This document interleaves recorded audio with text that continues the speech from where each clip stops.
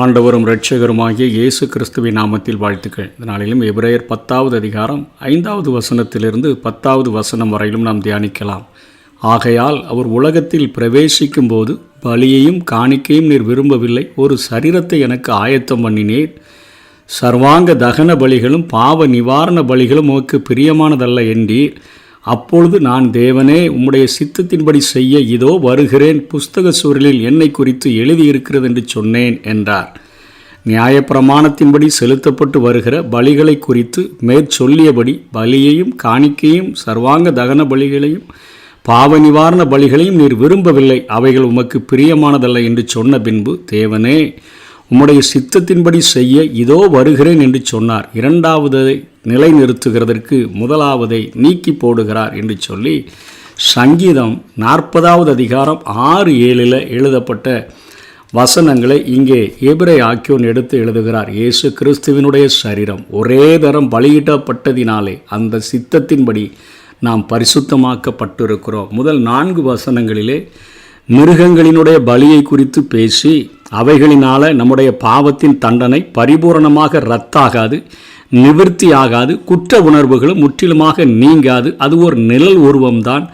நிஜ உருவமாகிய இயேசு கிறிஸ்து வந்துதான் நம்முடைய பாவத்தின் தண்டனையை பரிபூரணமாக நம்மை விட்டு அகற்ற முடியும், குற்ற உணர்வுகளை முற்றிலுமாக நீக்க முடியும், நம்மை நீதிமான்களாக பரிசுத்தர் உள்ளவர்களாக வாழ வைக்க முடியும் என்கிற கருத்துக்களை இங்கே எபிரேய ஆக்கியோன் சொல்லுகிறார்.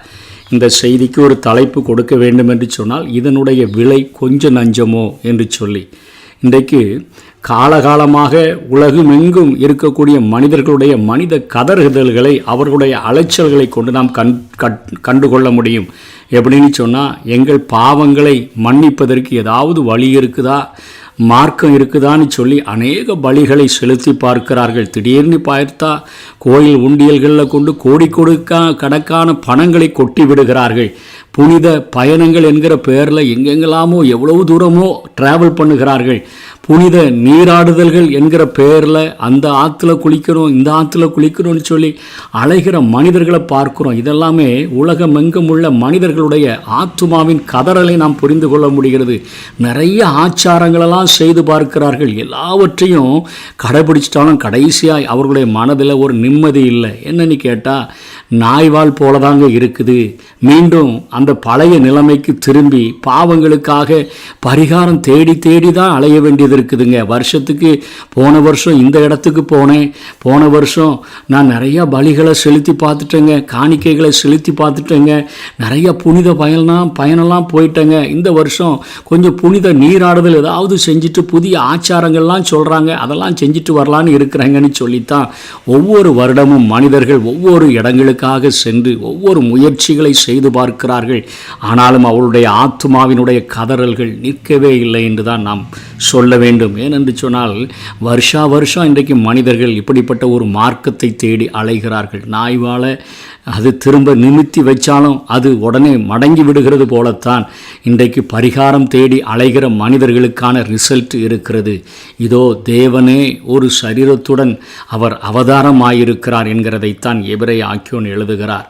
அதாவது திருத்துவத்தினுடைய 2வது நபராகிய இயேசு கிறிஸ்து அவர் மனித அவதாரமாக அவர் இந்த பூமிக்கு வந்து பூரணமாக தன்னுடைய சரீரத்தை ஒப்பு கொடுத்து அவர் பாடுபட்டு மரித்து அடக்கம் பண்ணப்பட்டு மரணத்தில் ஒரு மிகப்பெரிய வெற்றியை கொண்டு அவர் உயிர்த்தெழுந்தவராக அநேகருக்கு காட்சியளித்த பின்பாக வானங்களின் வழியாக பரலோகத்துக்கு ஏறி பிதாவினுடைய வலது பாரிசத்தில் இருந்து கொண்டு இன்றைக்கு உலகத்தில் மனிதர்கள் செய்கிற பாவங்களுக்காக அவர்கள் மன்னிப்பு கேட்டு அவர்கள் தேவனை இயேசுவின் நாமத்தில் நெருங்கி வரும்பொழுது அவர்களுக்காக பரிந்து பேசுகிற ஒரு ஆசாரிய ஊழியத்தை, மிருகங்களினுடைய இரத்தத்தை வைத்து அல்ல, தன்னுடைய சொந்த இரத்தத்தை கைகளிலே ஏந்தி அவர் இந்த பாவத்தின் தண்டனையில் இருந்தும் குற்ற உணர்வுகளில் இருந்தும் நமக்கு விடுதலையை வாங்கி தரக்கூடியவராக இருக்கிறார். இதெல்லாம் ஒரு அற்பமான ஒரு காரியம் அல்லங்க. இது மனித ஞானங்களுக்கும் அப்பாற்பட்ட ஒரு தேவத்தினுடைய செயல். இப்படி உருவாக்கப்பட்ட அந்த மீட்பின் திட்டம் நமக்கு ஏதாவது காசு கொடுத்து வாங்கணுமா, கோடி கோடியாக கொட்டணுமா? இல்லவே இல்லைங்க. எளிதாக இலவசமாக நமக்கு வந்தடையக்கூடிய அளவிற்கு இன்றைக்கு நம்மை உண்டாக்கின ஆண்டவர் செய்து வைத்திருக்கிறார்.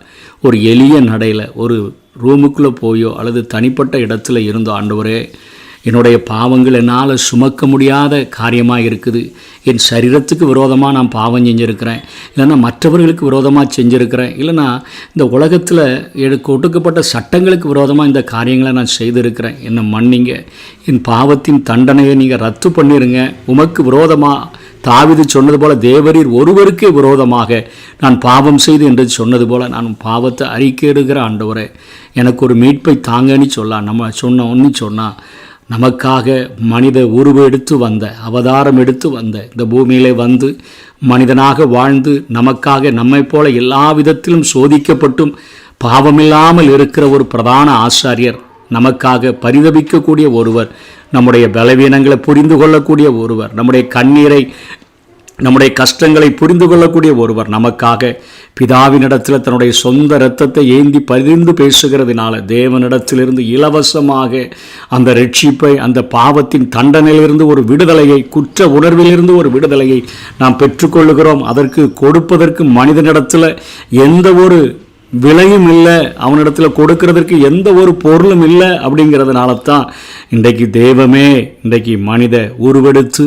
அவதாரம் எடுத்து வந்து இவ்வளோ பெரியதான ஒரு விலைக்கிரயத்தை நமக்கென்று செலுத்தி அதை இலவசமாக நமக்கு கொடுத்து இன்றைக்கு விசுவாசிக்கிற எல்லாருக்கும் இந்த ரட்சிப்பு இலவசம் என்கிற காரியத்தை நமக்கு தந்திருக்கிறார். இவ்வளோ பெரிதான விலை கொடுத்து நமக்கென்று ஏற்படுத்தப்பட்ட ரட்சிப்பை குறித்து கவலையற்று இருப்போமானால் தண்டனைக்கு எப்படி தப்பித்து கொள்வோம்? இன்றைக்கு நமக்காக பலியான ஒரு இயேசு கிறிஸ்துவினுடைய இரத்தம் நம்முடைய பாவத்தின் தண்டனையிலிருந்து நம்மை விடுதலை செய்கிறது, குற்ற உணர்வுகளிலிருந்து நம்மை விடுதலை செய்கிறது. இதனுடைய விலை விலையேற பெற்றதாக இருந்தாலும் கூட இது நமக்கு இலவசமாய் கொடுக்கப்படுகிறது. நம்முடைய சொந்த முயற்சியில் முழங்கால் படியிட்டு ஆண்டவருடைய சமூகத்தில் இயேசுவே என்னை ரட்சியும் என்று கதறுகிற பொழுது ஆண்டவர் நமக்கு மீட்பை தருகிறவர் மாத்திரமல்ல, பாவத்தின் தண்டனையை ரத்து செய்கிறவர் மாத்திரமல்ல, குற்ற உணர்வுகளை நீக்கி அவரிடத்தில், அவருடைய சமூகத்தில், அவருடைய பிரசன்னத்தில் நாம் நெருங்கி சேருகிற ஒரு ஸ்லாக்கியத்தை நமக்கு தந்து நம்மை ஆசீர்வதிக்கிறார். இந்த பாக்கியத்தை பெற்றுக்கொள்வோம். கர்த்தர் தாமே நம்மை ஆசீர்வதிப்பாராக. ஆமென்.